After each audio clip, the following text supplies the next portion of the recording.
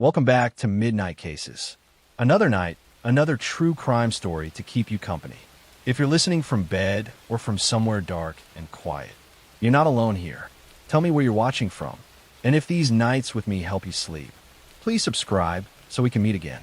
This is Volume 80. Let's begin. I'm going to tell you a story about a charming young man who seemed to have a bright future, about a series of brutal attacks that terrorized California in the 1970s and 80s, and about how one of the most prolific serial killers in American history was finally caught decades later through a revolutionary use of DNA technology. For over 40 years, a serial predator known by various names terrorized California. He started as the Visalia ransacker, became the East Area Predator, then the original Night Stalker, and was eventually called the Golden State Killer. But behind all these names was one man, Joseph James DeAngelo, a former police officer who used his knowledge of law enforcement to evade capture for decades. The crimes began in 1974 in Visalia, California, where a series of strange break-ins occurred. The intruder would enter homes, ransack them, but often steal only small items of little value. Sometimes he would take photographs or personal items that seemed to have no monetary worth. The pattern was unusual and unsettling. Then in 1975, the Visalia ransacker shot and ended the life of a man who confronted him during a burglary attempt. After that incident, the ransackings in Visalia stopped. But in 1976, a new series of crimes began in Sacramento and spread throughout Northern California. An intruder would break into homes in the middle of the night, often targeting couples. He would shine a flashlight in the faces of sleeping victims, waking them in terror. He would tie up the male victim, often placing dishes on his back and threatening that if he heard the dishes rattle, he would harm the female victim. The attacks were brutal and methodical. The perpetrator clearly planned his crimes carefully, often prowling neighborhoods for days or weeks before striking. He would make threatening phone calls to victims before and after attacks. Sometimes he would break into homes when no one was there, unlocking windows or doors to make future entry easier. His level of preparation was chilling. Between 1976 and 1986, the attacker committed at least 13 known cases of ending life, over 50 assaults, and more than 100 burglaries across California. He struck in Sacramento, Contra Costa County, the East Bay Area, and eventually Southern California. The crimes were connected through DNA evidence and similar patterns. But for years, investigators didn't realize they were dealing with one person operating across such a wide area. What made this perpetrator particularly terrifying was his unpredictability and his apparent enjoyment of psychological torture. He would spend hours in victims' homes, eating their food, drinking their beer, and terrorizing them. He would ask victims cruel questions and make threats against their families. Sometimes he would sob or cry during attacks, leading some investigators to believe he might be mentally unstable. Despite massive investigations involving multiple law enforcement agencies, the perpetrator remained unidentified. He seemed to vanish in 1986 after his final known attack, and the case eventually went cold. Investigators continued working on the case, preserving evidence, and hoping that someday technology would advance enough to catch the person responsible. In the 2000s, investigators began using DNA from the crime scenes to definitively link all the various attacks to one person. They realized the East Area Predator and the original Night Stalker were the same individual, and they started calling him the Golden State Killer. The DNA evidence proved the connection, but it didn't tell them who he was because his DNA wasn't in any criminal database. Then in 2018, investigators tried something revolutionary. They uploaded the DNA profile from the crime scenes to GEDmatch, a public genealogy database where people upload their DNA results to find relatives. They weren't looking for an exact match, but for relatives of the perpetrator who might have uploaded their DNA for genealogy purposes. The strategy worked. Investigators found distant relatives of the Golden State Killer through the database. Using traditional genealogy research, they built family trees and narrowed down potential suspects. This led them to Joseph James DeAngelo, a 72-year-old former police officer living in Sacramento County. Investigators began surveilling D'Angelo and eventually collected his DNA from items he had discarded. When they tested that DNA against the crime scene evidence, it was a match. On April 24th, 2018, Joseph James D'Angelo was arrested at his home in Citrus Heights, California. The arrest shocked the nation and brought closure to families who had waited decades for answers. D'Angelo had been a police officer in Exeter and Auburn, California, during the time he was committing many of his crimes.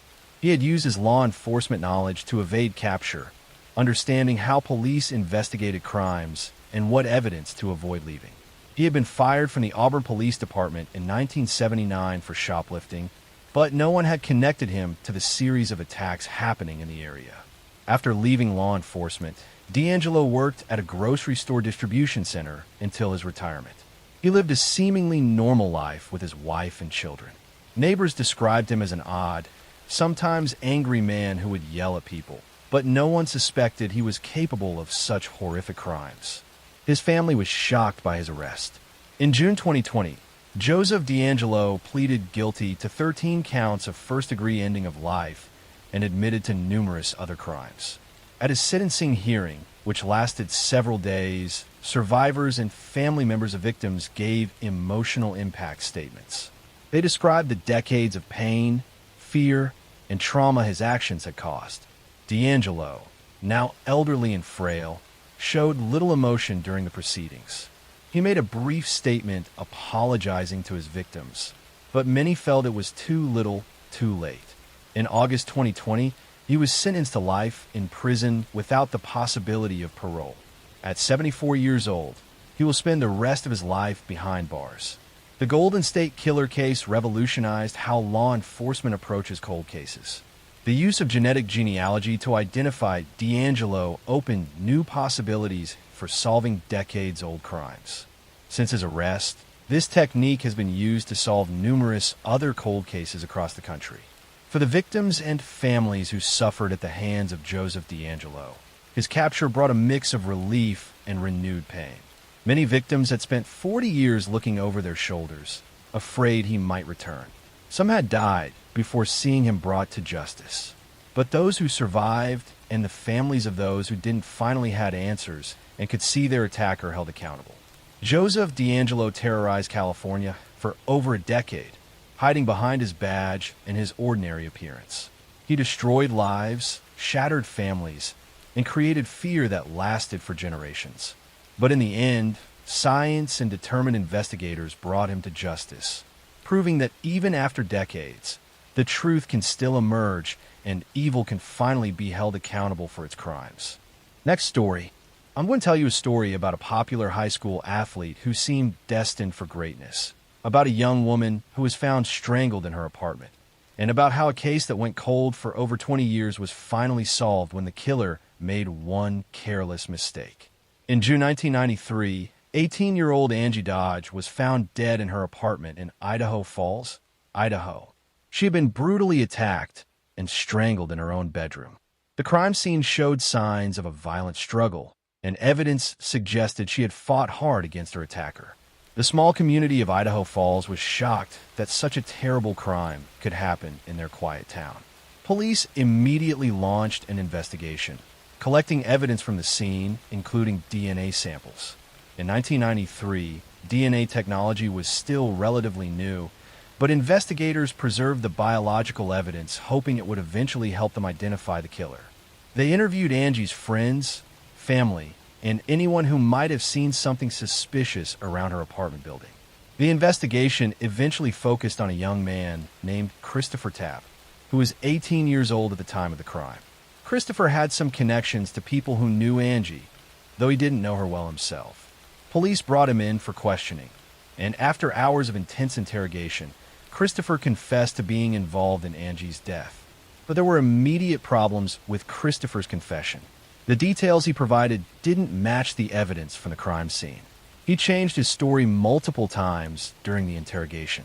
Most critically, his DNA didn't match the DNA found at the scene. Despite these red flags, prosecutors moved forward with charging Christopher as an accomplice, claiming he had been present during the attack, even if he wasn't the primary perpetrator. In 1998, Christopher Tapp was convicted of being involved in Angie's death and was sentenced to 30 years in prison. He maintained his innocence, saying he had only confessed because police had pressured him and suggested details he should include in his story. But he remained behind bars while the real killer's identity remained unknown. For over 2 decades, Angie Dodge's mother Carol worked tirelessly to find the truth about who had really taken her daughter's life. She reviewed the evidence, studied the case files, and became convinced that Christopher Tapp was innocent. She even formed a friendship with Christopher, visiting him in prison and advocating for his release. Carol Dodge wanted justice for her daughter, but she wanted the right person held accountable, not an innocent man. The DNA evidence from the crime scene had never matched Christopher Tapp, and it didn't match anyone in the criminal DNA databases. For years, the case remained partially unsolved. Police had convicted someone they believed was involved, but they knew the DNA belonged to someone else who had never been identified. Then in 2014, Carol Dodge pushed for the case to be reopened and for new DNA testing to be conducted using updated technology. The Idaho Innocence Project also got involved, working to prove Christopher Tapp's innocence. As investigators looked at the case with fresh eyes, it became increasingly clear that Christopher's confession had been coerced and that he had no actual involvement in the crime. In 2019, after serving more than 20 years in prison, Christopher Tapp was released. Prosecutors acknowledged that he should not have been convicted and that the confession had been unreliable. But the question remained, who had actually ended Angie Dodge's life? Investigators decided to use the same genetic genealogy technique that had successfully identified the Golden State Killer. They uploaded the DNA profile from the crime scene to public genealogy databases and began building family trees to identify potential suspects. The process was painstaking, requiring investigators to trace family lines and eliminate relatives one by one. The genetic genealogy work led investigators to a man named Brian Lee Drips, who had been living in Idaho Falls at the time of Angie's death. In fact, Drips had lived in the same apartment complex as Angie, right across the hall from her. He had been there all along, hiding in plain sight for over 25 years. In May 2019, police arrested 53-year-old Brian Drips and charged him with the assault and ending of Angie Dodge's life. When confronted with the DNA evidence, Drips confessed to the crime. He admitted that he had entered Angie's apartment and attacked her, acting alone. Christopher Tapp had never been involved at all. Drips claimed he had been drunk and high on drugs the night of the attack, and said he had gone to Angie's apartment thinking she was someone else he knew. His explanation did little to justify the brutal violence he had inflicted on an innocent young woman. He had taken Angie's life, then lived freely for 26 years while an innocent man sat in prison for his crime. In 2021, Brian Drips pleaded guilty to the charges and was sentenced to 20 years to life in prison. He will be eligible for parole after serving 20 years, though there's no guarantee he will ever be released. For Angie's family, the conviction brought some measure of closure, though it couldn't undo the decades of pain and the knowledge that the wrong person had been punished for so long. Carol Dodge, who had fought so hard for the truth, didn't live to see Drips convicted. She passed away in 2019, just months after his arrest. But she knew before she died that her daughter's real killer had finally been identified and that Christopher Tapp had been exonerated. Her determination to find the truth, even when it meant admitting that the original conviction was wrong, was extraordinary. Christopher Tapp has worked to rebuild his life after spending more than 20 years in prison for a crime he didn't commit. He has become an advocate for criminal justice reform and for improving interrogation practices to prevent false confessions. His case has become a textbook example of how coercive interrogation techniques can lead innocent people to confess to crimes they didn't commit. Angie Dodge was just 18 years old when her life was stolen from her by a neighbor who saw her as a victim rather than a person. She had graduated from high school just weeks before her death and had her whole future ahead of her. Her case became a cautionary tale about the dangers of tunnel vision in investigations and the importance of DNA evidence in ensuring justice is served.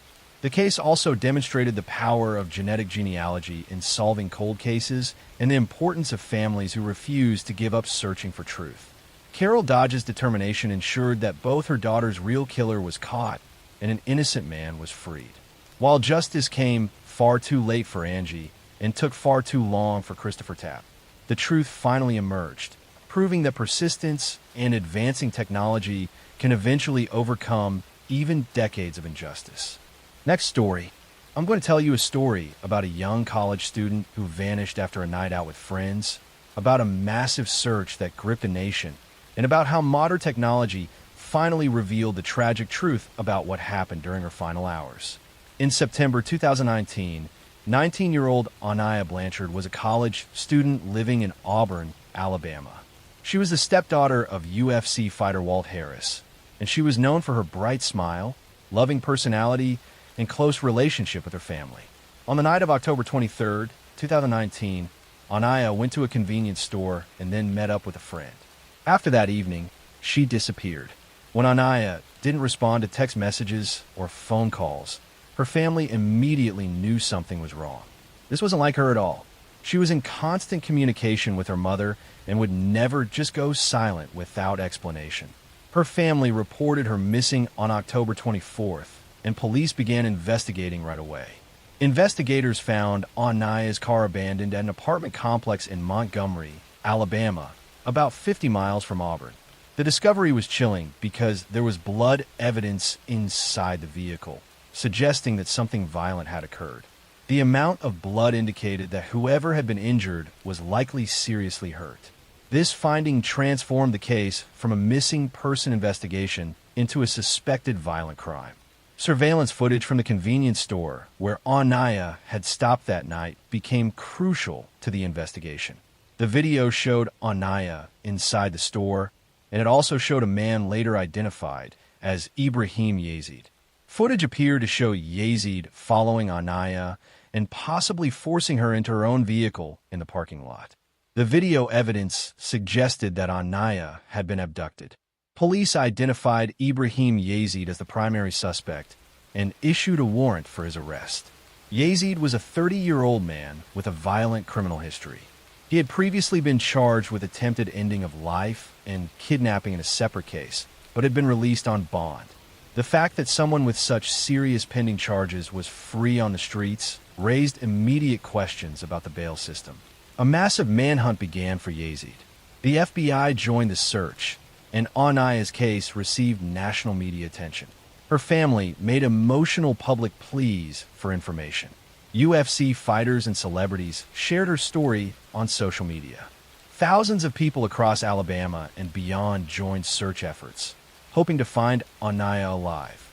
On November 7, 2019, 2 weeks after Anaya disappeared, law enforcement arrested Ibrahim Yazid in Florida. He was captured in Pensacola after witnesses recognized him from wanted posters and media coverage. His arrest brought some relief to investigators, but the critical question remained unanswered. Where was Anaya? The search for Anaya continued even after Yazid's arrest. Investigators worked to trace his movements and identify locations where he might have taken her. They interviewed witnesses, reviewed surveillance footage from multiple locations, and followed every possible lead. But Yazid refused to cooperate or provide any information about what he had done. Then on November 25, 2019, more than a month after Anaya disappeared, hunters discovered human remains in a wooded area in Macon County, Alabama. The location was remote and would have been nearly impossible to find without the specific tip that led authorities there. DNA testing confirmed the devastating news that Anaya's family had feared. The remains belonged to Anaya Blanchard. The discovery of Anaya's body confirmed that what had started as a kidnapping had ended in the worst possible way. Anaya had been taken from a convenience store parking lot by a stranger, and she had lost her life. The bright young woman with her whole future ahead of her was gone, taken by someone who had no right to steal her life. Ibrahim Yazid was charged with capital murder in Anaya's death. Two other individuals, Antoine Fisher and David Johnson Jr., were also arrested and charged in connection with the case. Fisher was accused of helping dispose of evidence, while Johnson was charged with helping Yazid after the crime. The involvement of multiple people in covering up the crime made the case even more disturbing. The case became not just a story about Anaya's tragic death, but also a catalyst for change in Alabama's legal system. Anaya's family channeled their grief into advocacy, pushing for reform to the state's bail system.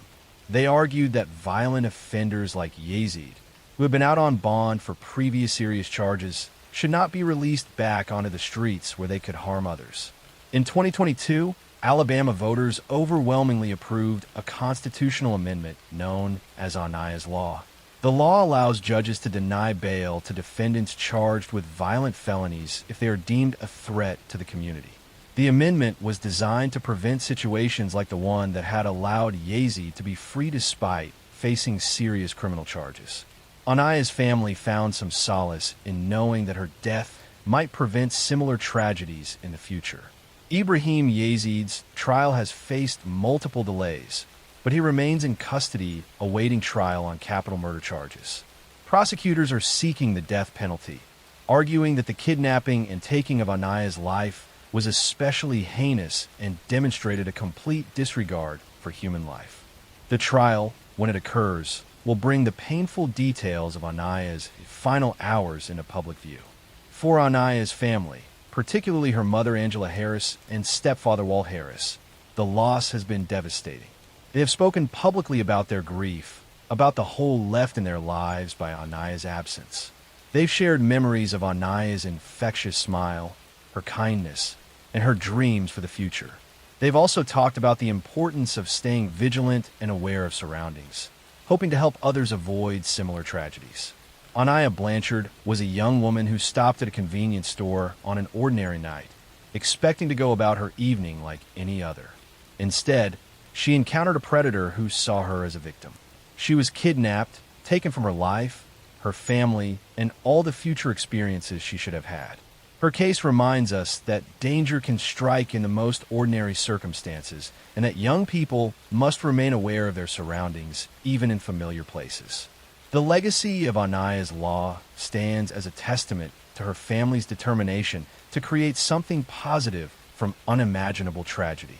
While nothing can bring Anaya back, the legal changes inspired by her case may protect others from violent offenders who should never have been walking free in the first place. Anaya's bright smile and loving spirit are remembered by those who knew her, and her story continues to raise awareness about the importance of public safety and bail reform across the country.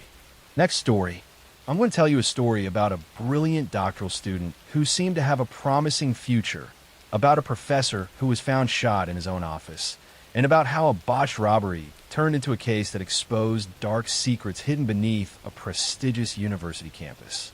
In September 2013, the University of Alabama in Huntsville campus was rocked by a shooting that initially seemed like a random act of violence. Biology professor Amy Bishop had walked into a faculty meeting in 2010 and opened fire, ending the lives of 3 colleagues and injuring 3 others. But this story isn't about Amy Bishop. Let me tell you about a different case from a different university. In July 2013, 24-year-old nursing student Lauren Giddings was living in an apartment near Mercer University Law School in Macon, Georgia. Lauren had just graduated from law school and was preparing to take the bar exam. She was smart, ambitious, and loved by her friends and family. On June 26, 2011, Lauren's friends reported her missing after she stopped responding to calls and texts. This wasn't like her at all. When police went to check Lauren's apartment, they found it locked and seemingly undisturbed. Her car was parked outside, and there were no obvious signs of a break-in or struggle. But Lauren was nowhere to be found. Days passed with no sign of her, and the search intensified. Then on June 30th, 2011, a maintenance worker made a horrifying discovery in the trash area near the apartment complex. Human remains had been placed in a trash bin near the apartments. The body had been dismembered and placed in garbage bags. DNA testing confirmed what everyone feared. The remains belonged to Lauren Giddings. The discovery transformed the case from a missing person investigation into a homicide, and police immediately began looking at everyone who lived in or near the apartment complex. One person who drew investigators' attention was Stephen McDaniel, a fellow law school graduate who lived in the same apartment building as Lauren. Stephen had actually appeared on local news expressing concern about Lauren's disappearance, saying he hoped she would be found safe. But when police interviewed him, his behavior was bizarre and his answers were evasive. During a police interview, detectives informed Stephen that Lauren's body had been found. His reaction was strange and unsettling. He seemed to freeze, staring blankly and barely responding. The interview, which was recorded, showed Stephen sitting motionless for extended periods, giving one-word answers, and appearing to shut down emotionally. His unusual behavior made investigators more suspicious. Police obtained a search warrant for Stephen McDaniel's apartment, and what they found was deeply disturbing. Stephen had an obsession with Lauren. He had been secretly recording her through her window and had videos of her in her apartment without her knowledge. He had researched methods of disposing of bodies online. He had even purchased hacksaw blades and other items that could be used to dismember a body. Investigators also found evidence that Stephen had broken into Lauren's apartment. A key that fit her lock was discovered in his possession. The hacksaw found in his apartment was consistent with the tool used to dismember Lauren's body. The case against Stephen McDaniel was building rapidly, and the picture emerging was of a man who had become obsessed with his neighbor and had acted on that obsession in the most violent way possible. Stephen McDaniel was arrested and charged with Lauren Giddings' abduction and ending of her life. The evidence against him was overwhelming. Beyond the physical evidence found in his apartment, digital forensics revealed his disturbing online searches and his pattern of spying on Lauren. He had violated her privacy repeatedly before ultimately taking her life. The case went to trial in 2014, but before the jury could reach a verdict, Stephen McDaniel decided to enter a guilty plea.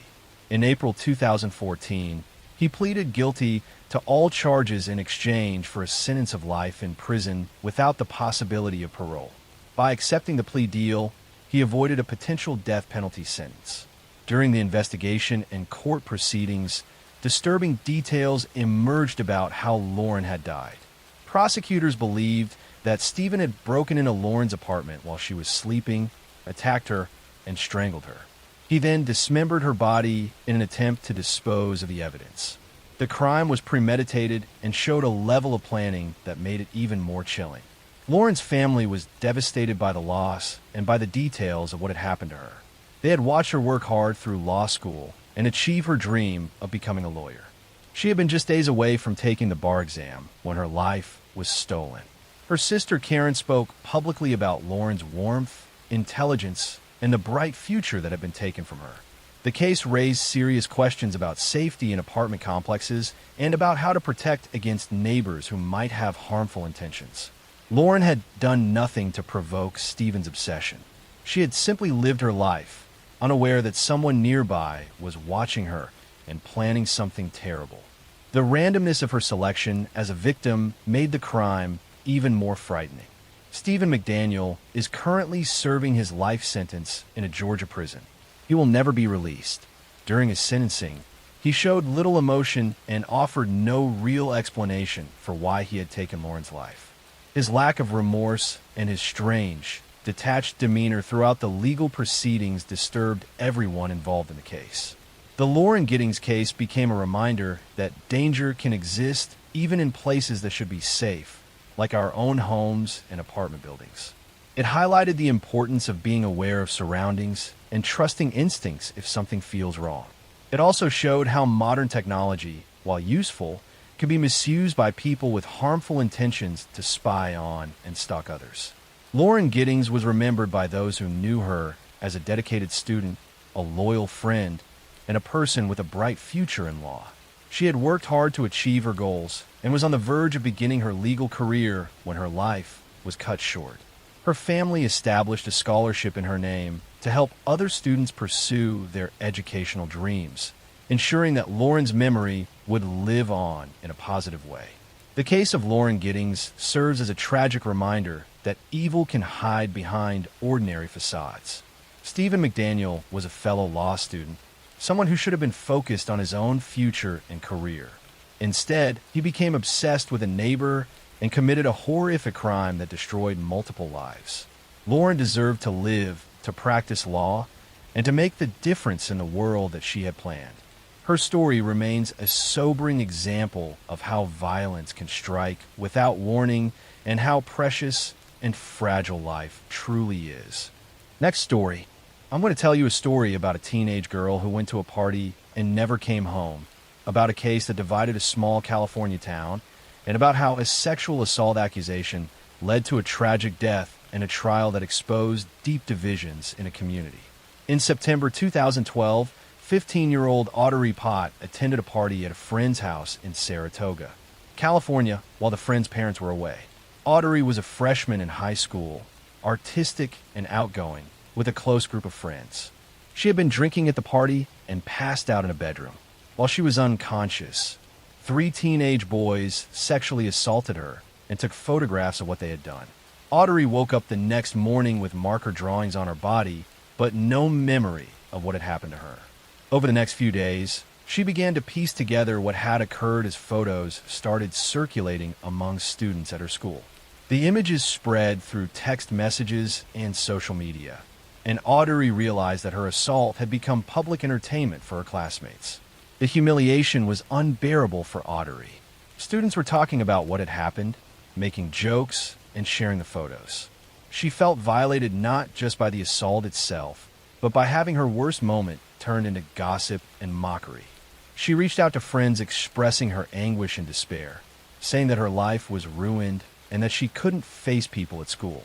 On September 12, 2012, just 8 days after the party, Audrey Pott took her own life. Her parents found her and were devastated, initially not understanding what had driven their daughter to such despair. It wasn't until later that they learned about the assault and the photos that had been circulating at school. The case drew national attention and became part of a broader conversation about teenage sexual assault, bullying, and the role of social media in amplifying trauma. Audrey's parents, Larry Pott and Sheila Pott, decided to go public with what had happened to their daughter, hoping to raise awareness and prevent similar tragedies. The 3 boys involved in the assault were arrested and charged in juvenile court. Because they were minors, their identities were not publicly released, and the proceedings were handled differently than they would have been in adult court. The boys initially denied the assault, claiming it had been consensual, despite the fact that Audrey had been unconscious.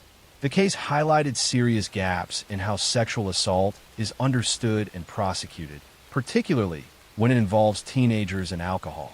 California law is clear that someone who is unconscious cannot consent to sexual activity, but defense attorneys try to argue that the boys hadn't understood what they were doing was assault. They portrayed the incident as teenage experimentation gone wrong, rather than a serious crime. In 2014, the 3 boys pleaded guilty to the charges. Because the case was in juvenile court and the defendants were minors, the sentences were relatively light. They received sentences ranging from 30 to 45 days in juvenile detention, along with probation. Many people, including Audrey's family, felt that the punishment did not match the severity of the crime or adequately reflect the tragic outcome. Audrey's parents filed a civil lawsuit against the families of the boys involved, seeking to hold them accountable for their son's actions. The lawsuit also named the school district, arguing that officials had not done enough to address the culture that allowed such behavior to occur. The civil case was eventually settled out of court for an undisclosed amount. The Audrey Pott case became one of several high-profile instances that exposed how teenage sexual assault was being minimized and how social media was being used to further victimize survivors. Around the same time, a similar case in Steubenville, Ohio, involved high school football players who had assaulted an unconscious girl and shared photos and videos of the assault online.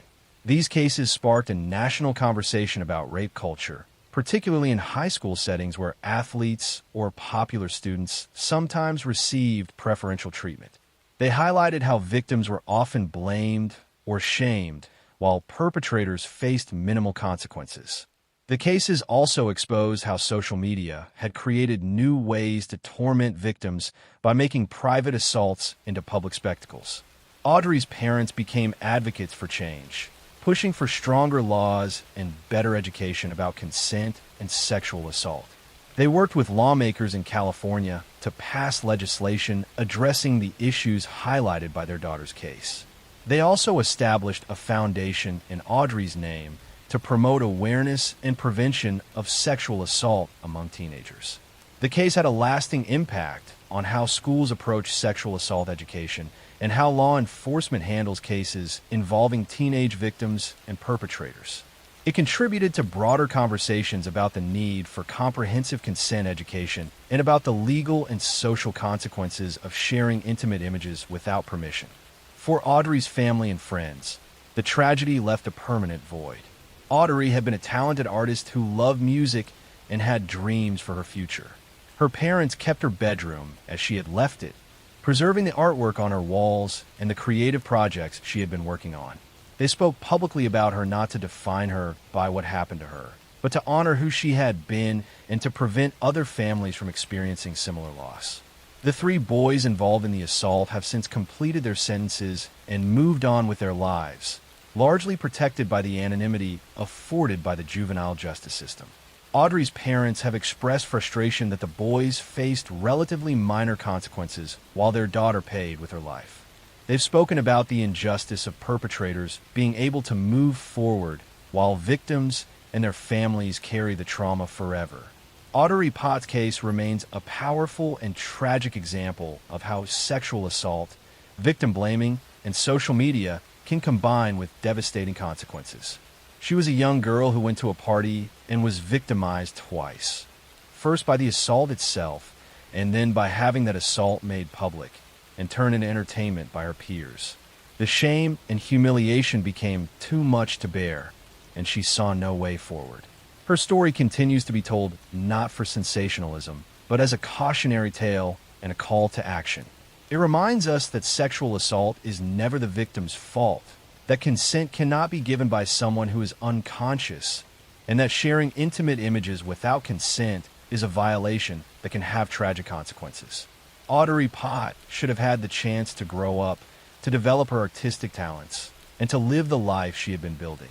Instead, she became a symbol of the urgent need for change in how society addresses sexual violence and protects young people from harm. Next story.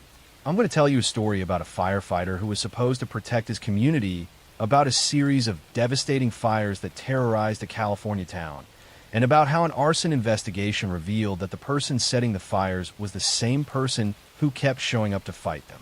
In the 1980s and 1990s, a wave of arson fires swept through California, causing millions of dollars in damage and taking multiple lives.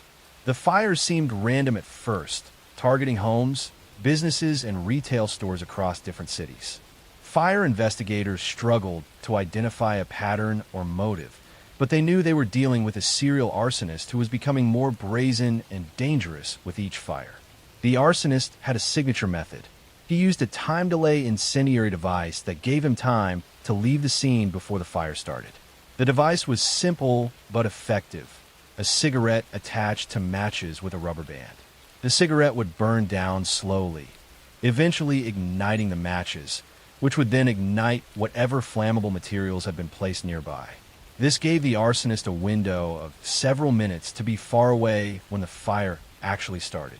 Between 1984 and 1991, this arsonist set nearly 2,000 fires across California. The fires destroyed homes where families slept, retail stores and shopping centers, and even a hardware store where 4 people died trapped inside. The death toll continued to rise, and investigators were under immense pressure to catch the person responsible before more lives were lost. Fire investigators from multiple jurisdictions began working together, sharing information about the fires and looking for connections. They noticed that many of the fires were set in retail stores, often in areas where flammable products were stored.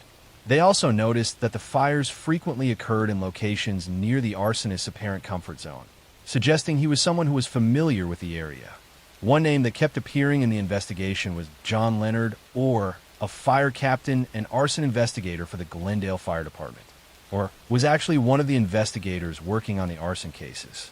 He was respected in his field, had written articles about fire investigation, and regularly attended conferences about arson detection. He seemed like the perfect person to help catch the serial arsonist. But investigators began to notice something strange. John Orr had been present at or near many of the fires, either responding as a firefighter or attending in his capacity as an arson investigator. At first, this didn't seem unusual since it was his job to investigate arsons. But the pattern was too consistent to be coincidental. Fires seemed to happen in areas where or was attending conferences or training sessions.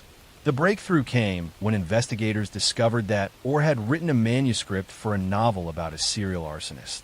The book, titled Points of Origin, told the story of a firefighter who secretly set fires and then investigated them. The details in the fictional account were disturbingly similar to the real fires happening across California.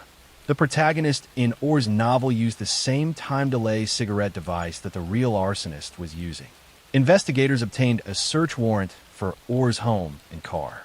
In his vehicle, they found materials that could be used to make incendiary devices, including cigarettes and rubber bands. They also found evidence that Orr had been tracking his own fires, keeping notes about which ones had been successful and which had been discovered before causing significant damage. The evidence was overwhelming. John Orr, the fire captain who was supposed to be catching the arsonist, was actually the arsonist himself. He had been setting fires for years, then showing up to investigate them or fight them, enjoying the chaos and attention that came with each blaze. He had even written a book about it, thinly disguising his own crimes as fiction. In 1992, John Orr was arrested and charged with multiple counts of arson. As investigators dug deeper, they connected him to more and more fires, including the 1984 fire at a hardware store in South Pasadena that had killed 4 people, including a 2-year-old child and her grandmother. The realization that a trusted fire official had been responsible for so much destruction and death shocked the firefighting community. Orr's trial began in 1998. The prosecution presented evidence of the fires, the incendiary devices, and the manuscript that described crimes only the arsonist could know about. They argued that Orr had set fires to create excitement in his life and to make himself seem important as the investigator who could solve these cases. Some experts suggested he had a psychological need for attention and control. The defense tried to argue that the evidence was circumstantial and that Orr's manuscript was just fiction, not a confession. They claimed that other people could have been responsible for the fires and that Orr was being targeted because he was a fire investigator who had made enemies. But the evidence was too strong and the patterns were too clear. In 1998, John Orr was convicted of 4 counts of ending lives through arson for the hardware store fire that killed 4 people. He was also convicted of multiple other arson charges. He was sentenced to life in prison without the possibility of parole, plus additional consecutive sentences for the other arsons. In a separate federal trial, he was convicted of additional arson charges and received more prison time. John Orr is currently serving his life sentences in a California state prison. He has maintained his innocence over the years, claiming he was wrongly convicted despite the overwhelming evidence against him. His case became one of the most famous examples of a firefighter arsonist, a phenomenon that, while rare, represents a complete betrayal of public trust. The fires John Orr set destroyed hundreds of homes and businesses and took at least 4 lives. Families lost everything they owned. Children lost parents and grandparents. Communities lived in fear, not knowing when or where the next fire would strike. And all of this destruction was caused by someone who had taken an oath to protect people from fire. The case of John Orr revealed the dark side of someone who became addicted to the excitement and power that came with fire. He couldn't just fight fires, he needed to create them. He couldn't just investigate arsons, he needed to be the arsonist. His need for control and attention led him to betray everything he was supposed to stand for, turning him from a protector into one of California's most destructive criminals. The firefighting community was shaken by Orr's crimes, which damaged public trust in fire departments. But it also led to better screening and psychological evaluation of firefighters and investigators to identify warning signs of this kind of dangerous behavior. John Orr's legacy is one of betrayal, destruction, and lives lost, A reminder that sometimes the greatest danger comes from those we trust most to keep us safe. Next story. I'm going to tell you a story about a wealthy businessman who seemed to have a perfect life, about a wife and mother who disappeared without a trace, and about how a case that went unsolved for decades was finally cracked when new witnesses came forward with the truth they had been too afraid to tell. In May 1983, Linda McClelland was a 31-year-old woman living in Simsbury, Connecticut, with her 3 young children. She had been going through a difficult divorce from her husband, Robert McClelland, a successful businessman. The divorce was contentious, with disputes over custody of the children and division of assets. On May 24, 1983, Linda dropped her children off at school and then vanished. She was never seen again. When Linda failed to pick up her children from school that afternoon, family members became alarmed. Linda was a devoted mother who would never abandon her kids. Her car was found parked at a shopping center, but there was no sign of where she had gone. Inside the car, police found her purse with her identification and money still inside, suggesting she hadn't left voluntarily. Police immediately suspected foul play and focused their investigation on Robert McClelland. The couple had been in the middle of a bitter divorce, and Linda had recently been granted temporary custody of the children. Robert had a strong motive, and witnesses reported that he had been angry about the divorce proceedings. But without a body or physical evidence, police couldn't build a strong enough case to charge him. Robert McClelland claimed he had no idea what had happened to his wife. He said he had been at work on the day she disappeared and suggested that Linda might have simply decided to leave and start a new life somewhere else. But everyone who knew Linda rejected this theory. She was deeply devoted to her 3 children and would never have abandoned them, especially in the middle of a custody battle. The case went cold for decades. Linda's children grew up without their mother, never knowing what had happened to her. The oldest child, who had been just 7 years old when Linda disappeared, carried the trauma of losing their mother under such mysterious circumstances.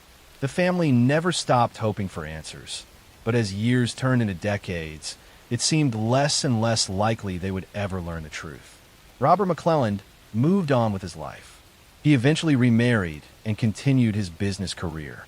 To outsiders, he seemed like a man who had overcome tragedy and rebuilt his life. But people close to the case never forgot about Linda, and some investigators remained convinced that Robert knew more than he was saying. Then in 2020, nearly 40 years after Linda disappeared, the case suddenly broke open. New witnesses came forward with information they had been too frightened to share decades earlier. These witnesses were people who had been close to Robert McClelland at the time of Linda's disappearance, and they had damaging information about what had really happened. One witness revealed that Robert had confessed to taking Linda's life. According to this person, Robert had admitted that he killed Linda and disposed of her body in a location where it would never be found.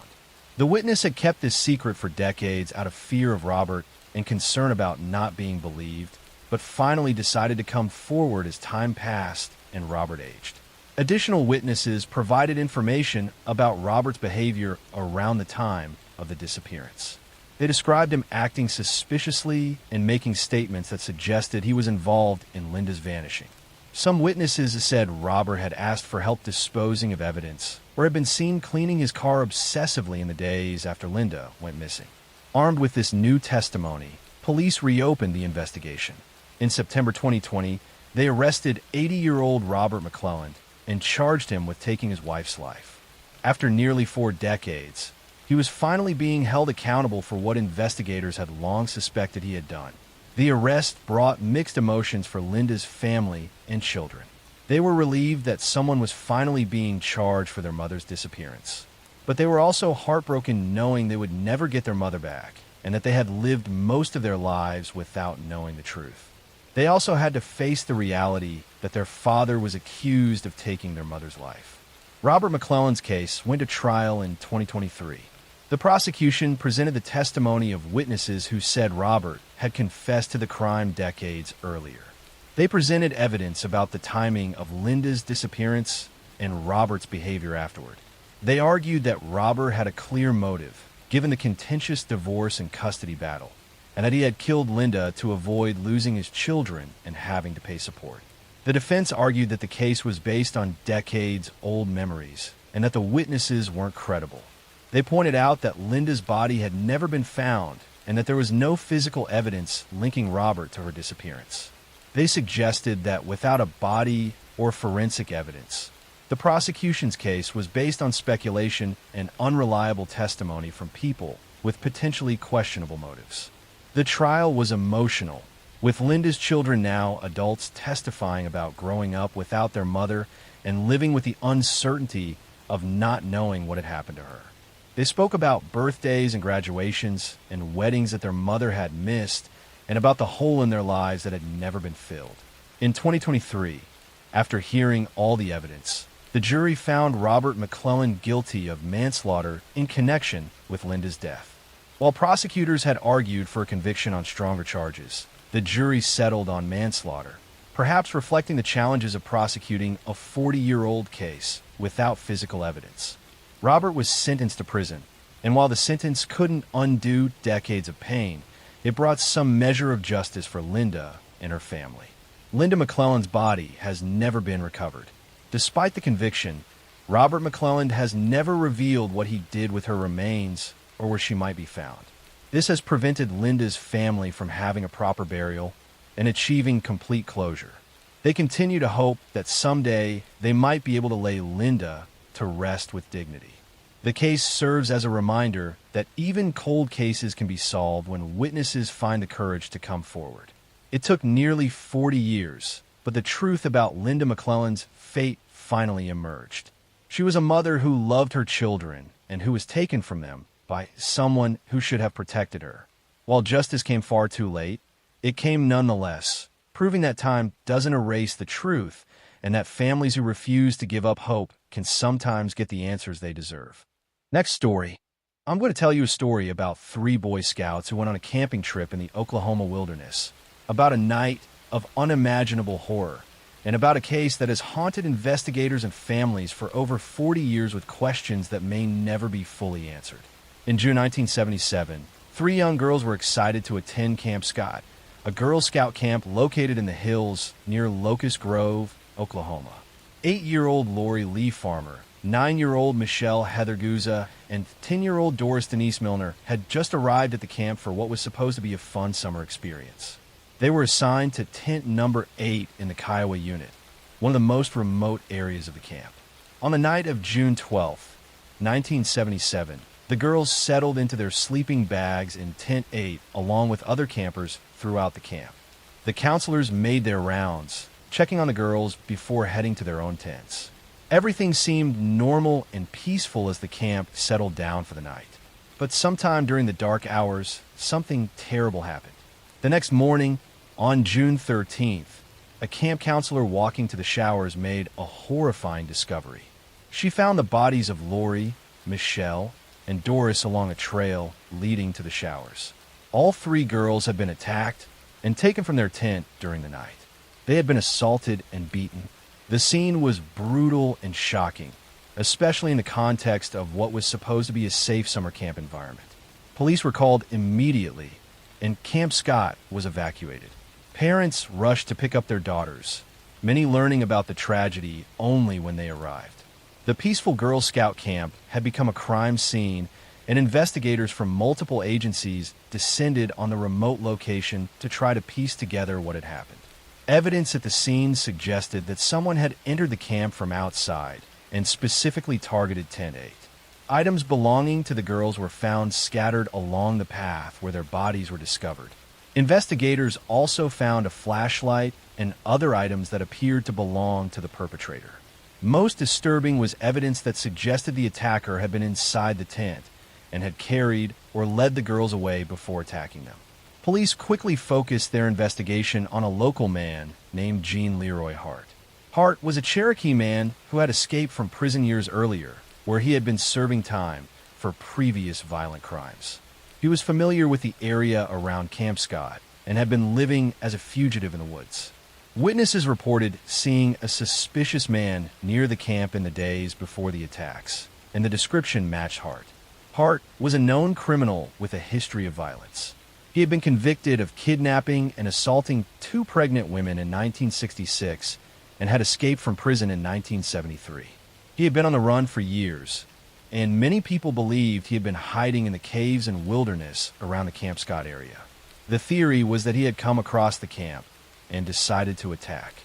After an intensive manhunt, Jean Leroy Hart was captured in April 1978, nearly a year after the attacks.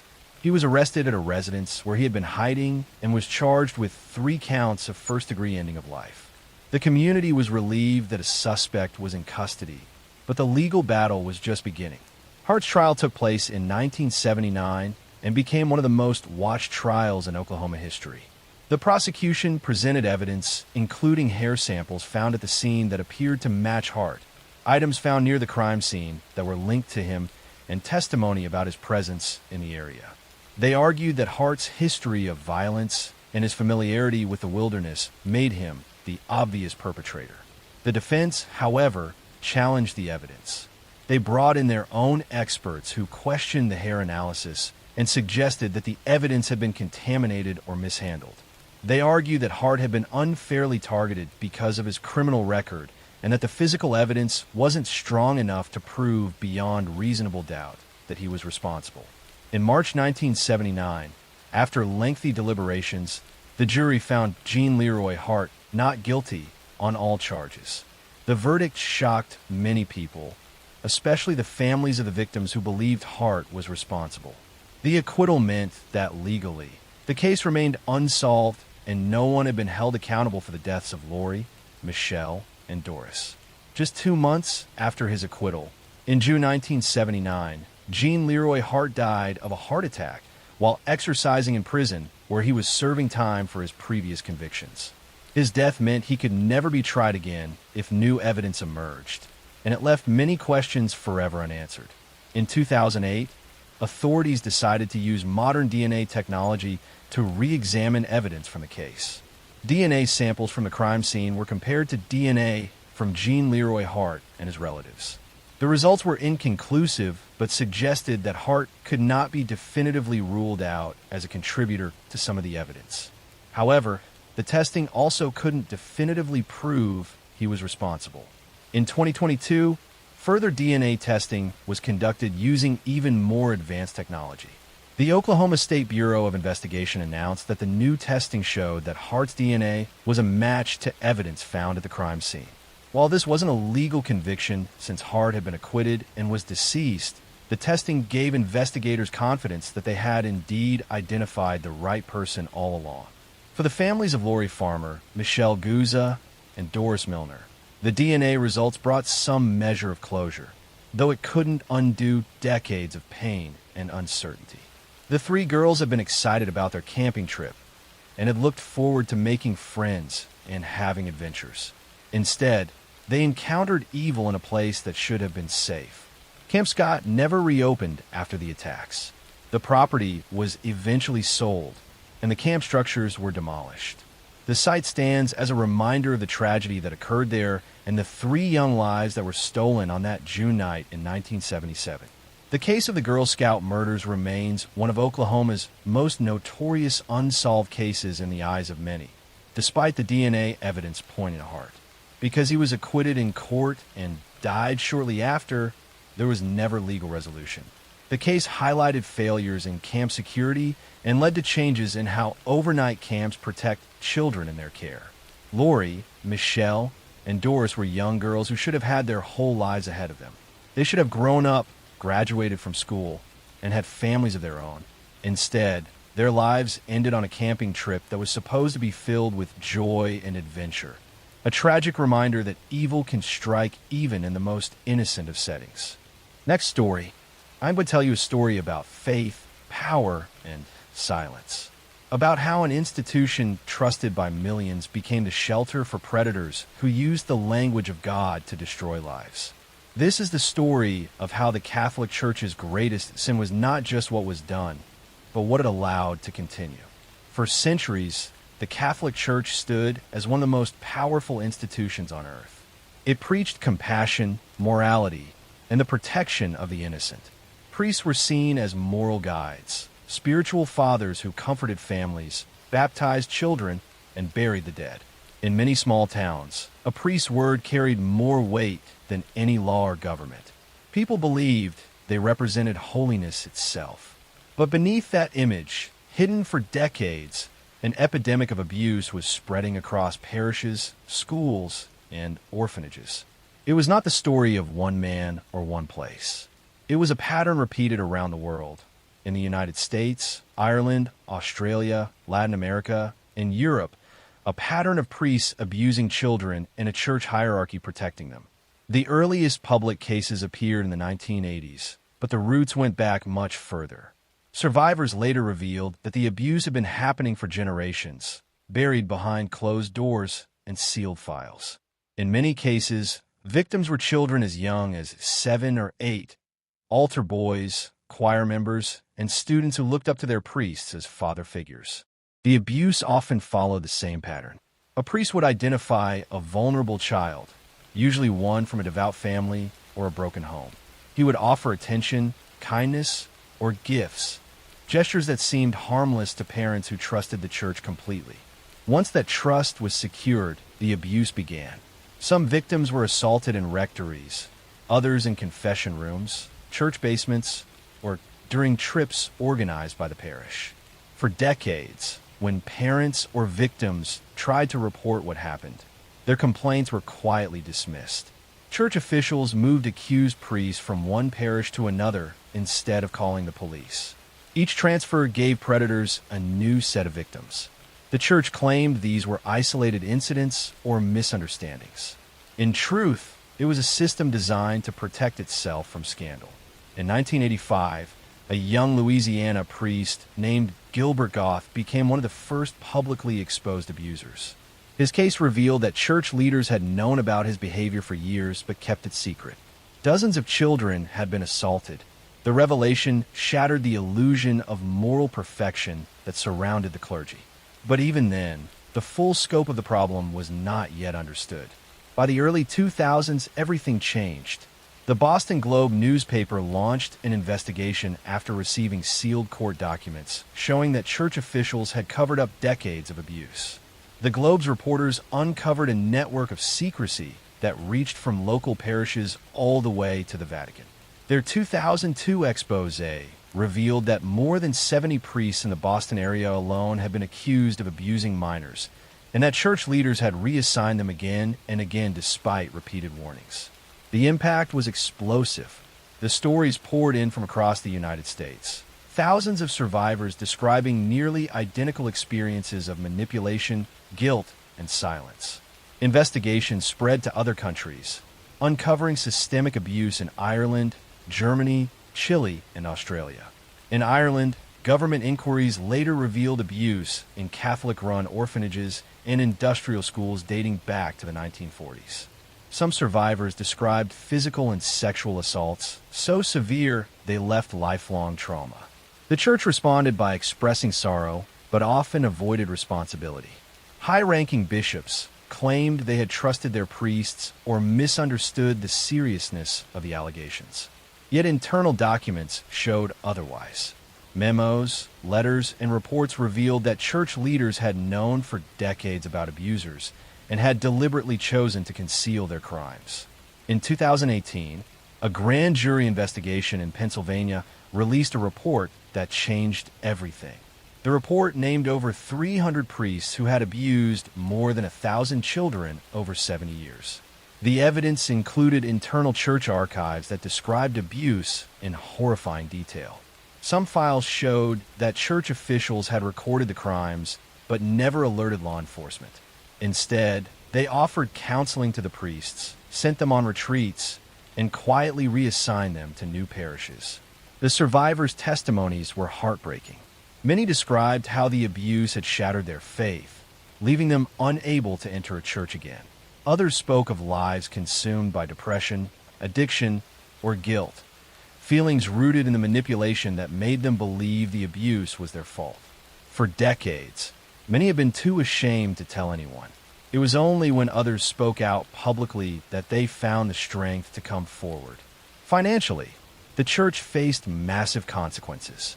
By the 2020s, Catholic dioceses across the United States had paid more than $4 billion in settlements to victims. Some dioceses declared bankruptcy to avoid further lawsuits.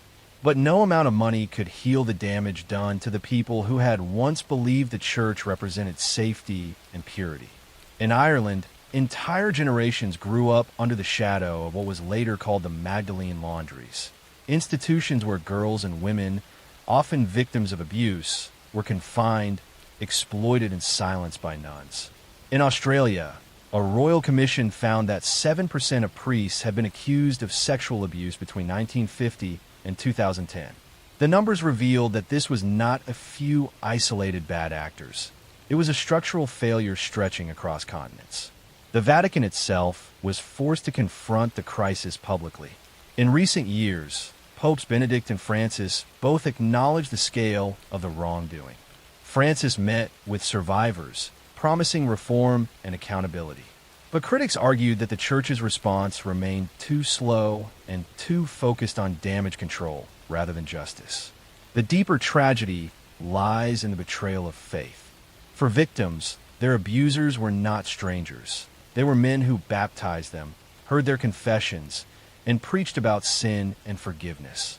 The manipulation went beyond physical harm. It attacked the very core of trust and belief. Today, the Catholic Church continues to face investigations and lawsuits around the world. Many countries have established new laws requiring the immediate reporting of abuse, regardless of religious confidentiality. Some dioceses have implemented background checks and training programs. But for the countless survivors who never received justice, the scars remain. The Church's failure was not only in the crimes themselves, but in the decades of denial that followed. It showed how power and secrecy can turn even the most sacred institutions into places of fear. The damage stretched far beyond the victims. It eroded the faith of millions who once looked to the Church for moral guidance. The story of the Catholic Church abuse crisis is not just about religion. It is about how human systems can become corrupted by pride, and how silence can destroy more lives than violence ever could. Even now, survivors gather quietly in support groups around the world, lighting candles for those who never found the courage to speak.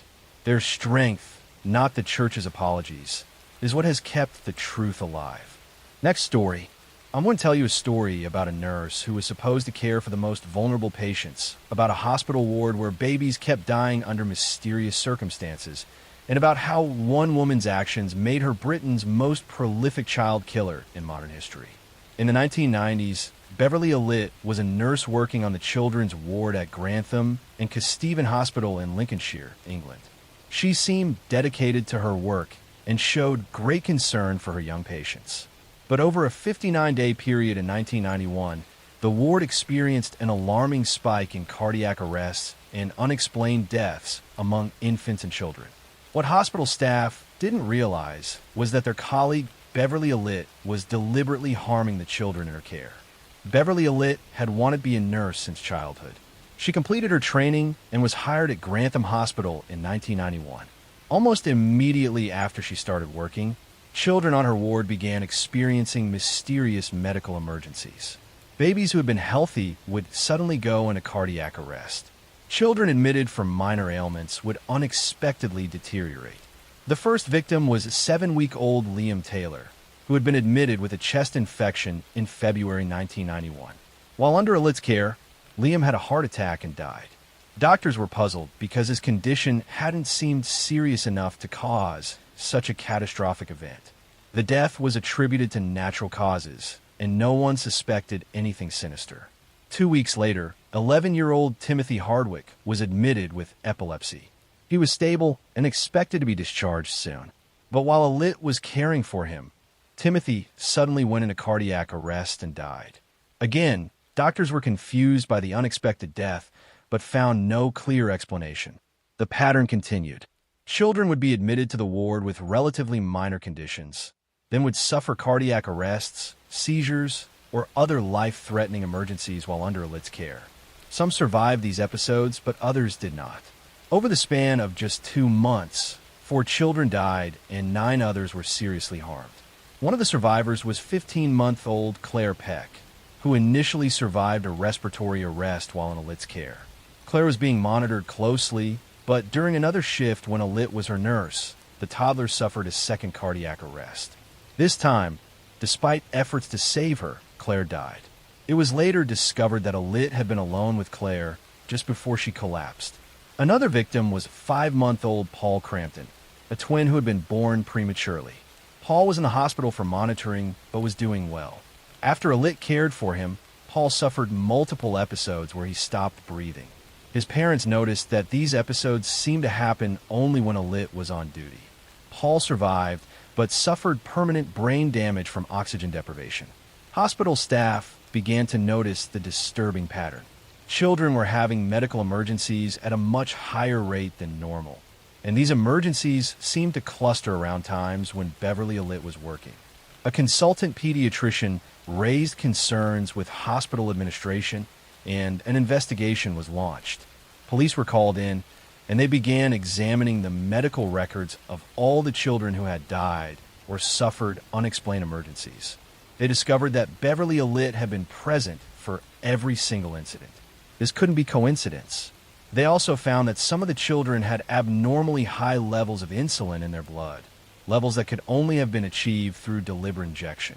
Beverly Alit was arrested in May 1991 and charged with 4 counts of ending life, 3 counts of attempted ending of life, and 6 counts of causing grievous bodily harm. The evidence showed she had been injecting children with massive doses of insulin or air into their bloodstreams, or administering other substances that cause cardiac arrest and respiratory failure. Investigators tried to understand why Alit had committed these horrific acts. Psychiatrists who examined her diagnosed her with Munchausen syndrome by proxy, a psychological disorder where a caregiver deliberately harms someone in their care to gain attention and sympathy. Alit had enjoyed the drama and attention that came with medical emergencies. She would be the one to discover the crisis, call for help, and then participate in the frantic efforts to save the child she had just harmed. During her nursing training, Alit had shown warning signs. She had an unusual number of illnesses and injuries herself, consistent with Munchausen syndrome. She had been absent from training frequently due to various medical complaints. But these red flags hadn't prevented her from being hired or raised concerns about her suitability to care for vulnerable patients. Alit's trial began in 1993 and lasted nearly 2 months. The prosecution presented overwhelming medical evidence showing that the children had been deliberately harmed. Expert witnesses testified about the insulin levels found in victims and the presence of air bubbles in bloodstreams that could only have been injected. The pattern of incidents occurring only during Alit's shifts was damning. Alit refused to testify in her own defense. She sat quietly throughout the trial, showing little emotion as the details of her crimes were presented. The jury heard heartbreaking testimony from parents who had trusted Alit to care for their children, never knowing she was the one harming them. In May 1993, Beverly Alit was found guilty on all charges. She was sentenced to 13 concurrent life sentences in order to serve a minimum of 30 years before being eligible for parole. The judge described her crimes as a breach of trust of the most grievous kind. The case led to major changes in how the British healthcare system monitors for suspicious patterns of patient deaths and injuries. Hospitals implemented better systems for tracking which staff members are present during medical emergencies. Background checks for healthcare workers became more thorough, looking for patterns of behavior consistent with Munchausen syndrome. For the families of Alit's victims, the revelations were devastating. Parents who had grieved what they thought were natural deaths now had to cope with knowing their children had been deliberately harmed by someone they trusted. The survivors who suffered permanent injuries faced lifelong consequences from Alit's actions. Beverly Alit remains in prison, now at Rampton Secure Hospital, a facility for criminals with mental disorders. She has been denied parole multiple times and will likely spend the rest of her life incarcerated. Over the years, she has reportedly gained a significant amount of weight and continues to exhibit attention-seeking behavior. The children Beverly Alit harmed were innocent and defenseless. Parents had brought them to the hospital expecting they would receive care and heal.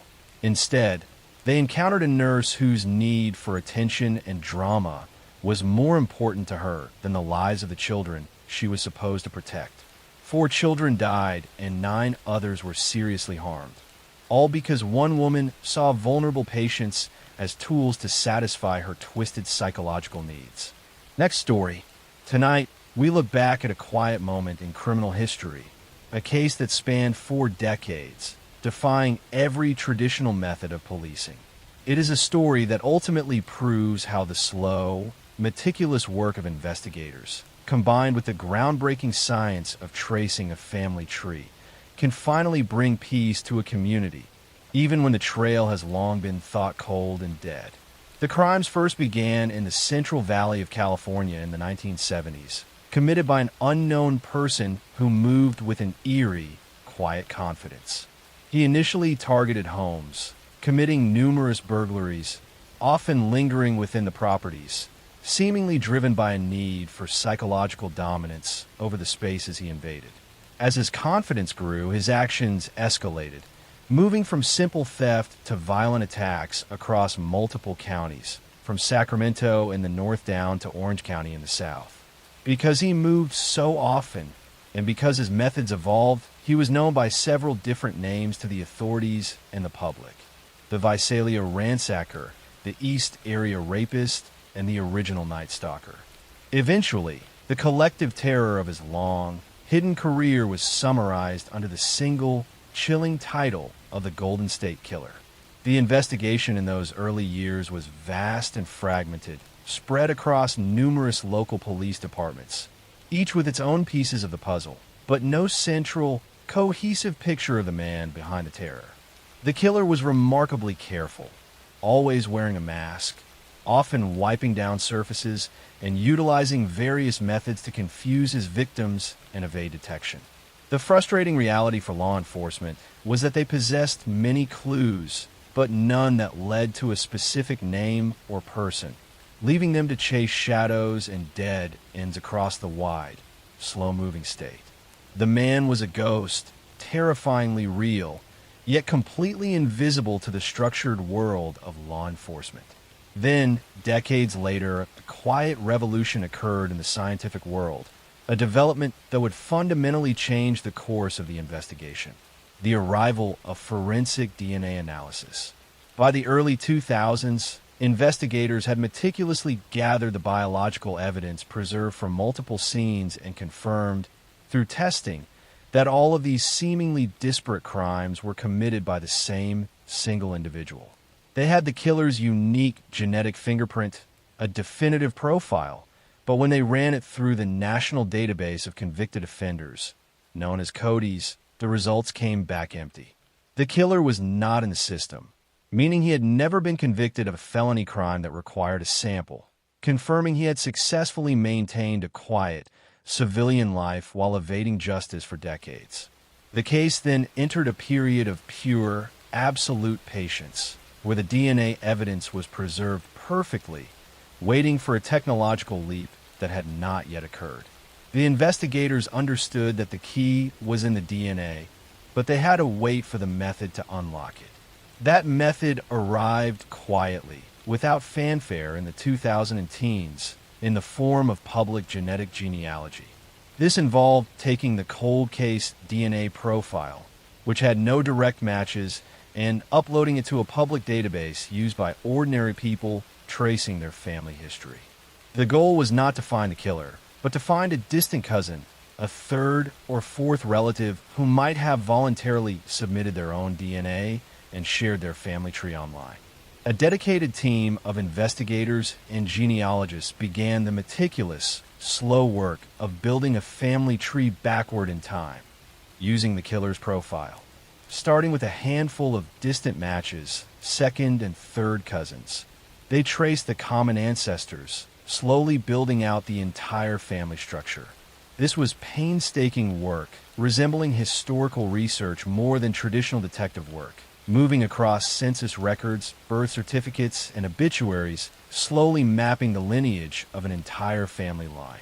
They narrowed the list down by cross-referencing the family trees with the geographical locations of the original crimes, focusing on branches of the family that had ties to California in the 1970s. The long, focused search eventually led the patient investigators to a single specific branch of the family tree and a man who fit the age profile, the geography, and the physical descriptions provided by some of the early witnesses. That man was Joseph James D'Angelo, a former police officer who had even worked in the region during the years the crimes were taking place. This was the first soft whisper of an actual name in 40 years. The next step required absolute precision and total secrecy. Under quiet surveillance, investigators gathered discarded items from D'Angelo's trash and, later, from his car door handle, items that contained trace amounts of his DNA. These samples were rushed to the crime lab for testing, a period of quiet, nerve-wracking waiting. The results were confirmed shortly after, providing an immediate, undeniable, and perfect match to the genetic profile that had sat waiting in the evidence locker for decades. The invisible man was finally visible. In April of 2018, Joseph D'Angelo was calmly arrested at his home in Citrus Heights, California. The arrest was quiet and non-violent, taking place in the afternoon on a residential street, an utterly routine ending to an extraordinary, terrifying life of crime. The decades of secrecy and deception had ended in a single, definitive moment of digital clarity. The resolution to the case was brought to a definitive, calm conclusion. Due to his advanced age and the overwhelming nature of the DNA evidence, D'Angelo entered into a plea agreement in 2020, pleading guilty to 13 counts of murder and kidnapping. He was sentenced to multiple consecutive life sentences without the possibility of parole. This final, definitive resolution, driven by the careful intersection of patience and revolutionary science, ensured that the long, chilling shadow of the Golden State Killer was permanently and quietly confined, finally bringing an absolute closure to the decades of fear he had inflicted upon the quiet communities of California. This story focuses heavily on the technological and genealogical investigation, creating the slow, detailed pace required. It has a calm hook that introduces the theme and a clear, non-dramatic resolution. Let me know if you would like to continue with another case. Next story. I'm going to tell you a case, a long story that unfolded over 4 decades, about a shadow that moved across the quiet streets of California. For many long years, this shadow left behind a trail of fear and unanswered questions that spanned decades. This was a case, unlike many others, that seemed to connect multiple seemingly separate criminal identities into a single, terrifying figure, a man known by many names, yet truly known by none at all. His crimes began in the 1970s, starting in the Central Valley, where he operated as the Visalia ransacker, breaking into homes, stealing small, sentimental items, and committing acts of violence. The pattern of his intrusions was unsettlingly meticulous, betraying an individual who studied the neighborhoods he targeted, learning the routines and weaknesses of his victims. As the decade progressed, the man's activities shifted west and south, growing more brazen and far more terrifying. He moved through Sacramento and Contra Costa County, adopting the new moniker of the East Area Rapist. The assaults were frequent and conducted with a chilling level of planning, often involving intricate rope work and the total incapacitation of the victims. He would bind couples, sometimes spending hours inside the homes, quietly controlling the environment before disappearing into the night, leaving the community in a state of sustained, paralyzing dread. The sheer volume of his crimes in this period was overwhelming, taxing the resources of multiple police jurisdictions that struggled to connect the dots across their geographical boundaries. Then, around 1980, the nature of his crimes changed again, moving from assaults to murder, and he became known in the media as the original Night Stalker. His operations stretched down to Southern California, encompassing Ventura and Orange counties. The attacks became isolated, more vicious, and focused on the taking of life. The geographic distance between the crimes, combined with the passage of time, made it incredibly difficult for investigators to see the same hand at work. For years, these cases were handled as separate, unrelated tragedies, filed away in various police departments across the state, their evidence sitting patiently, waiting for a future generation of forensic science to speak. The case eventually went cold, settling into a long, frustrating silence that stretched through the 1990s and into the 2000s. Dedicated detectives, some who had been on the case since the 1970s, never truly let go, periodically pulling the dusty files, hoping for a new angle, a new piece of technology that might bridge the gap. It wasn't until the early 2000s that DNA evidence finally provided the crucial, undeniable link, officially confirming that the Visalia ransacker, the East Area rapist, and the original Night Stalker were, in fact, the same person. This consolidation of the case, under the final collective title of the Golden State Killer, brought a renewed, but still largely futile, focus on the identity of this singular monster. The real breakthrough came not from traditional detective work, but from the quiet, revolutionary world of genetic genealogy.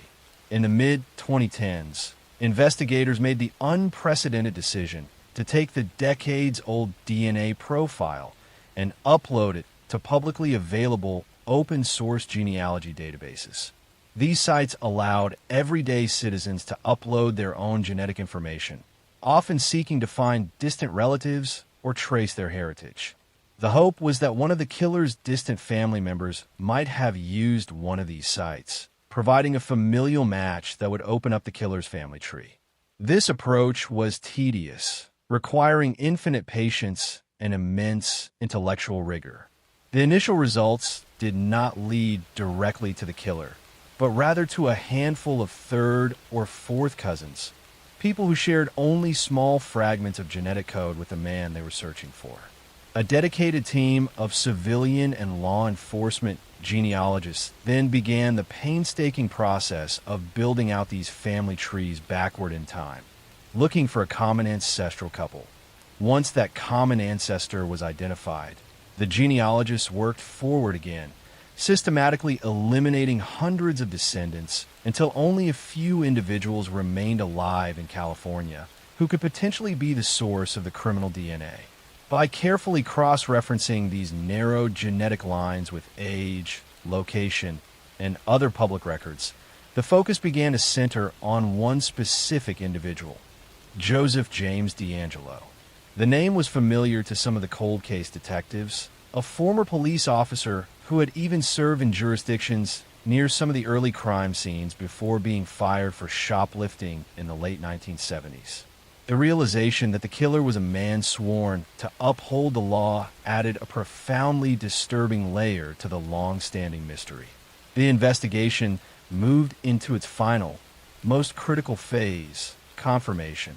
Detectives placed DeAngelo under quiet, careful surveillance, monitoring his daily routine in the quiet Sacramento suburb where he lived. The goal was to legally obtain a fresh, indisputable DNA sample that could be matched directly to the original evidence. Eventually, they were successful, retrieving discarded items from his neighborhood, things he had touched or disposed of, allowing forensic scientists to isolate his unique genetic profile. The laboratory results came back with the definitive answer. The DNA from the crime scenes decades ago was a perfect match for the DNA of Joseph James DeAngelo. On a calm morning in April 2018, almost 42 years after the first crime was linked to the killer's profile, Joseph DeAngelo was quietly arrested outside his home. The arrest was anticlimactic after the enormous, dramatic history of the case, unfolding without incident in the suburban stillness. The subsequent legal proceedings were long, but ultimately ended in closure without the need for a protracted, painful trial. In a move that promised finality for the aging victims and their families, DeAngelo entered a plea of guilty to all the charges against him. In August 2020, Joseph James DeAngelo was formally sentenced to life in prison without the possibility of parole. The courtroom was filled with the survivors and the families of those who had been lost, finally given the chance to speak their truth to the man who had stolen so much from them. The closure was complete. The chapter finally closed. After decades of fear, confusion, and silence, the shadow was lifted, and the man who was once a ghost, known only by frightening aliases, was named, captured, and confined, bringing a sense of lasting peace to the many communities he had terrorized. The long hunt was finally over. Next story. I want to tell you a long story about a woman who lived in a quiet neighborhood in Richmond, a woman who worked in a peaceful field, helping children with emotional needs, and a woman whose life slowly slid into a long nightmare of fear, suspicion, and unanswered questions. Her name was Cindy James. She was 44 years old. She had been a nurse and later became a specialist working with children who struggled with development and communication. People remembered her as soft-spoken, gentle, and consistently thoughtful. Nothing about her personality suggested the kind of chaos that would eventually surround her life. She lived alone in a small home with tidy rooms, calm routines, and a steady job that she cared about deeply. For many years, she kept to herself, but she was respected and trusted by everyone who knew her. In 1982, only months after separating from her husband, she began reporting that someone was stalking her. She told friends that she felt watched, that the phone rang at strange hours, that the silence on the other end felt deliberate and unsettling. At first, people around her believed it might be a nervous reaction to the stress of her separation, but then small incidents began to accumulate. Objects inside her home moved around. Her porch lights were shattered. Her phone line was cut. Her letters were tampered with. These incidents happened irregularly, sometimes weeks apart, sometimes days apart, and each time they left her more anxious than before. Cindy contacted the police, and over time she filed more than 90 reports of harassment, threats, and vandalism. Officers visited her home repeatedly, examining the windows, checking the phone lines, looking for footprints, and trying to determine whether someone had broken in. They found signs sometimes, but not enough to prove the presence of a stalker. Still, they assigned officers to keep watch. They suggested she stay with friends. They advised her to change her routine. She tried all of these things, but the incidents continued. Her family believed her. Her friends believed her. Her co-workers believed her. They saw her fear. They saw the way her hands shook when the phone rang. They saw her house after certain incidents. Items toppled over, drawers pulled out, lights smashed. She did not appear to be creating these situations herself. If anything, she appeared exhausted, worn down by the constant stress, worried that no one would ever believe her story completely. By 1984, the situation escalated. Cindy was found outside her home one night, unconscious, with a nylon stocking tied tightly around her throat. She had bruises on her arms, and her clothing was ripped. She could not clearly explain what happened. She was disoriented, frightened, and shaking. Police grew more confused, trying to figure out whether someone had attacked her, whether she had been drugged, or whether she was being targeted by someone who understood how to avoid detection. Over the next 2 years, more incidents occurred. Her home was set on fire while she was inside. She managed to escape, but the fear pushed her to move houses repeatedly. She changed her number. She changed her job. She strengthened her locks, installed alarms, and even stayed with friends for stretches of time. Yet the harassment followed her. She received chilling notes left at her door. She found dead animals placed in her yard. She found personal belongings arranged strangely in her living room after stepping out for only a short time. Police began to suspect 2 possibilities. The first was that someone was tormenting Cindy deliberately. The second was that Cindy, driven by immense psychological stress, was unintentionally or intentionally creating some of the incidents herself. There was no solid proof for either explanation. And because the evidence did not point clearly in any direction, Her case became one of the most complex files in the region. Officers assigned to her grew frustrated. Friends felt helpless. Cindy herself grew more withdrawn, more frightened, and more uncertain about her own future. In 1989, after 7 years of distress, Cindy disappeared. She had last been seen withdrawing money from a bank. She told a friend earlier that day that she felt something terrible was about to happen.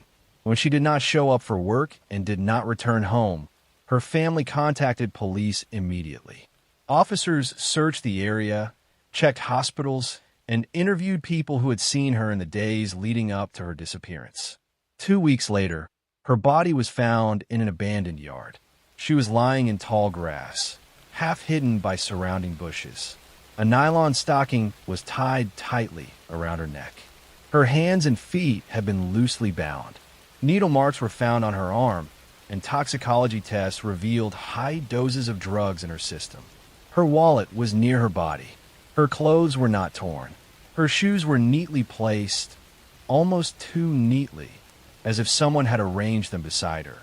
The investigation that followed was long and difficult. Detectives examined the scene and found no signs of a struggle. There were no clear footprints leading to the location. There were no fingerprints on her belongings. The drugs in her system were powerful enough to cause disorientation and collapse. The binding on her body was loose enough that she could have tied them herself. These details led investigators to consider the possibility that she may have harmed herself. But the nylon stocking tied around her neck was extremely tight, far tighter than what someone would normally self-apply. The arrangement of her belongings suggested intention, but not direction. The lack of any suicide note added more confusion. Her family insisted that she would never end her own life. Her therapist believed she was terrified for her safety and not suicidal. Her friends believed someone had finally acted on a long campaign of harassment. The police were divided. In 1990, a full inquest was held. Dozens of witnesses testified. Detectives presented evidence from the early years of her harassment, including the many reports she had filed.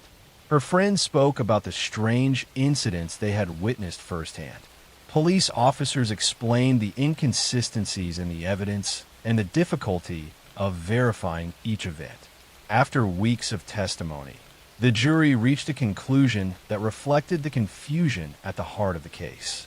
They ruled her death as not accidental, not suicide, and not clearly murder. Instead, they classified it as death caused by an unknown event. Even though the legal classification remained uncertain, the general consensus among many investigators, including those who worked closely on her file, was that someone had harmed her. She had been found tied, drugged, and strangled. The stocking was tied with force. The scene appeared staged, not chaotic.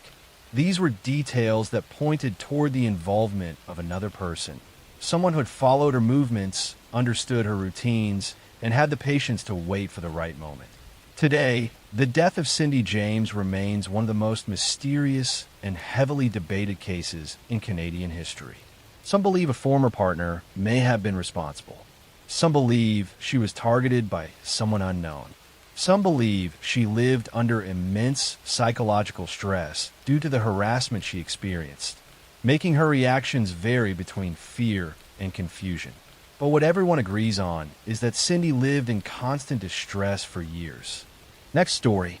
I'm going to tell you a story about a respected doctor who lived a secret double life, about a physician who took the lives of over 200 patients, and about how one of the most prolific serial killers in history operated undetected for decades while hiding behind his white coat and good reputation.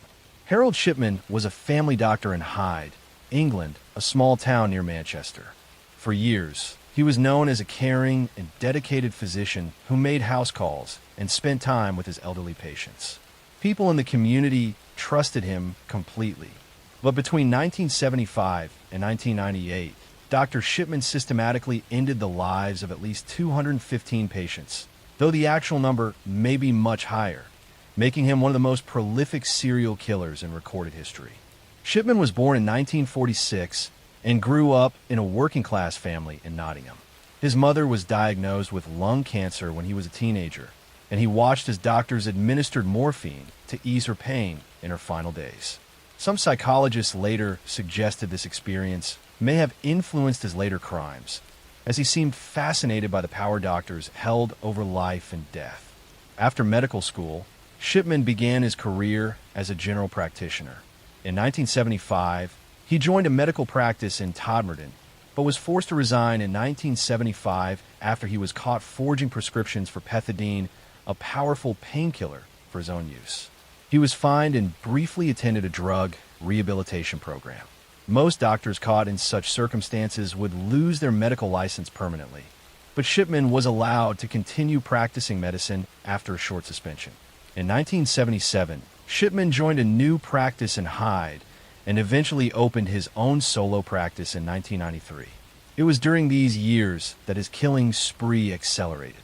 His method was simple and difficult to detect. He would visit elderly patients at their homes, often patients who lived alone. He would inject them with lethal doses of diamorphine, a form of heroin used for pain management. The drug would cause respiratory failure, and the patients would die within minutes. After administering the fatal injection, Shipman would wait with the body for a short time, then call family members or emergency services to report that the patient had died. Because he was their trusted doctor, and because the victims were elderly and often had existing health conditions, their deaths didn't raise immediate suspicion. Shipman would certify the deaths himself, listing natural causes such as heart failure or old age. Many of Shipman's victims were widows who lived alone. They trusted their doctor completely and welcomed him into their homes. Some had been his patient for years. They had no reason to fear the man who was supposed to be caring for their health. Shipman would chat with them pleasantly, then inject them with poison when they weren't expecting it. What made Shipman particularly dangerous was his position of authority and trust. As a doctor, he had access to controlled drugs and the ability to certify deaths without arousing suspicion. He was well respected in the community and had built strong relationships with his patients. No one questioned his judgment when elderly patients died, even when the death rate among his patients was significantly higher than other doctors in the area. The case began to unravel in 1998 when a local funeral director named Alan Massey noticed an unusual pattern. He observed that an abnormally high number of Shipman's patients were dying, and many of them were found fully clothed and sitting in chairs, which was unusual for natural deaths. He also noticed that Shipman was almost always the last person to see these patients alive and was often present when the bodies were discovered. Around the same time, concerns were raised about the will of one of Shipman's victims, Kathleen Grundy. Kathleen was a wealthy, 81-year-old former mayoress who had been found dead in her home in June 1998. Shipman had been the last person to see her alive, claiming he had visited to take a blood sample. Shortly after her death, a poorly typed will surfaced, leaving her entire estate, worth nearly £400,000 to Dr. Shipman. Kathleen's daughter, Angela Woodruff, was a lawyer, and she immediately suspected the will was fake. The typing was amateurish, there were spelling errors, and the witnesses who supposedly signed it were two of Shipman's patients. Angela went to police with her suspicions that Shipman had forged the will and possibly harmed her mother. Police began investigating and exhumed Kathleen Grundy's body. Toxicology tests revealed a lethal level of morphine in her system. There was no medical reason for her to have been given such a large dose. Police then began looking at other deaths among Shipman's patients and discovered a disturbing pattern. As the investigation expanded, bodies of other victims were exhumed and tested. Again and again, toxicology reports showed lethal levels of diamorphine. Medical records have been altered by Shipman to make it appear patients had been more ill than they actually were, creating false justifications for their deaths. The evidence was overwhelming. Harold Shipman was arrested in September 1998 and charged with multiple counts of ending life and forgery.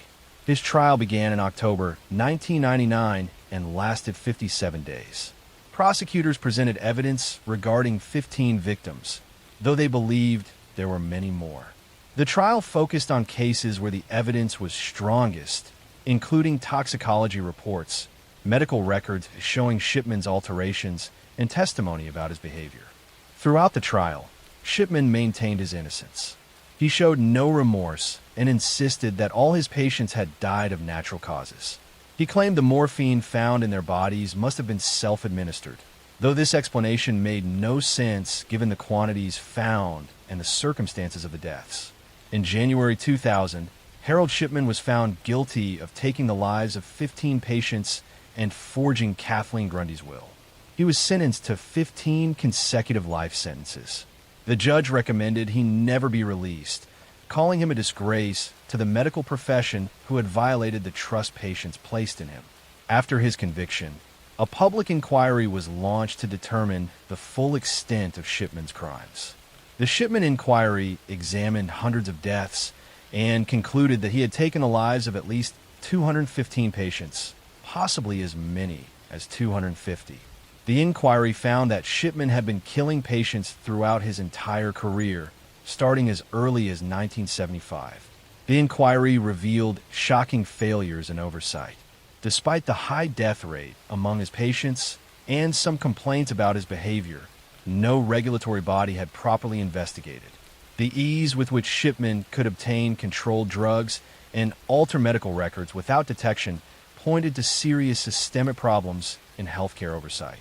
On January 13, 2004, Harold Shipman was found hanged in his prison cell. He had taken his own life the day before his 60th birthday. He never explained why he had taken the lives of so many patients or showed any remorse for his actions. His death meant that many questions would never be answered. The victims of Harold Shipman were elderly people who trusted their doctor. They welcomed him into their homes, believing he was there to help them. Instead, he ended their lives for reasons that remain unclear. This is the end of Volume 80. Thank you for sharing another late night with me. If your eyes are still open, the gentle rain will stay and watch over you now. And if these stories help you rest, subscribe so we can continue tomorrow night. Sleep well until Volume 81.